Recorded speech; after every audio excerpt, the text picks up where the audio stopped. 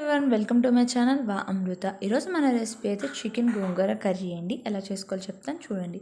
First అయితే ఫలవ సామాన్లు అయితే వేసుకోండి. తర్వాత అందులో కొంచెం కరివేపాకు, ఒక 3 పచ్చిమిర్చి, తర్వాత ఒక కప్పు ఆనియన్స్ వేసి వీటిని అయితే బాగా ఫ్రై చేద్దాం.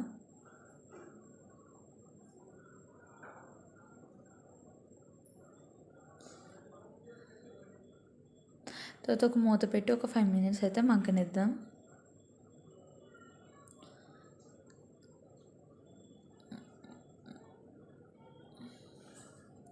ఈ విధంగా మగ్గిన తర్వాత గోంగూరను అయితే ఈ విధంగా వలుచుకొని దాన్ని అయితే బాగా వాటర్లో అయితే కడిగి అందులో అయితే వేసేద్దాం. మనకి కర్రీకి తగ్గట్టుగా గోంగూర తీసుకోవాలండి, లేకపోతే గోంగూర ఫ్లేవర్ అనేది అంతేం తెలియదు మనకి. పులుపు కావాలంటే ఎక్కువ తీసుకోవాలి, లేకపోతే తక్కువ తీసుకున్నా పర్లేదు.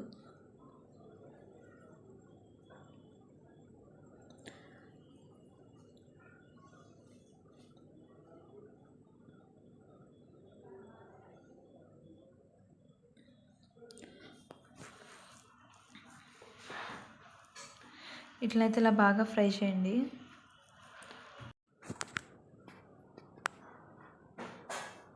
తర్వాత అందులో మనం ముందుగా శుభ్రం చేసుకున్న చికెన్ అయితే వేసుకుందాం.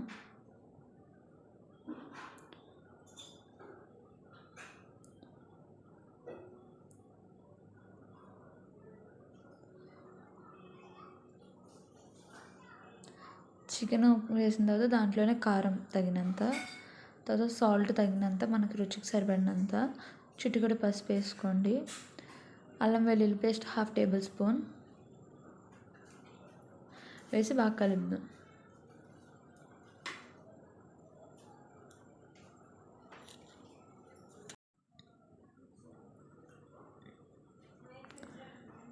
కారం అంతా ముక్కకు పట్టేలాగా మొత్తం అంతా కలుపుదాం. మొత్తం చికెన్కి మొత్తం అదంతా పట్టేలాగా అయితే కలుపుదాం.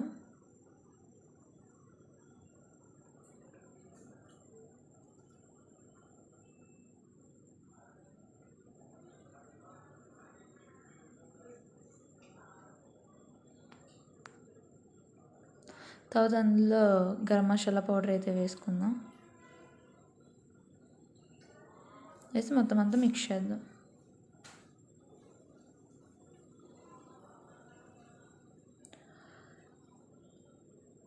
ఫస్ట్ అయితే వాటర్ వేయకుండా చికెన్లో ఉన్న వాటర్తోనే మగ్గనిచ్చేద్దాం.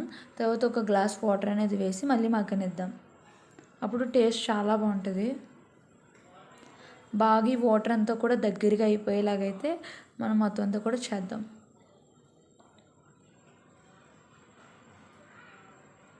అప్పుడు గ్రేవీ కూడా మనకి బాగుంటుంది టేస్ట్ అయితే. చూసా కదా, ఈ విధంగా దగ్గరకంటే అయితే ఎగిరిపోవాలి మొత్తం కర్రీ అంతని.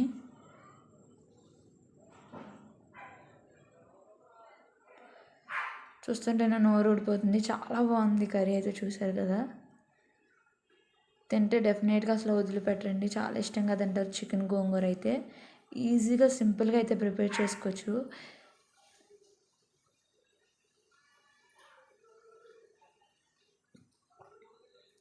కానీ టేస్ట్ అయితే వేరే లెవెల్లో ఉంటుందండి, చాలా చాలా బాగుంటుంది. ఇందులో లైట్గా అలా కొత్తిమీరని చల్లుకుంది, ఆ ఫ్లేవర్కి బాగుంటుంది.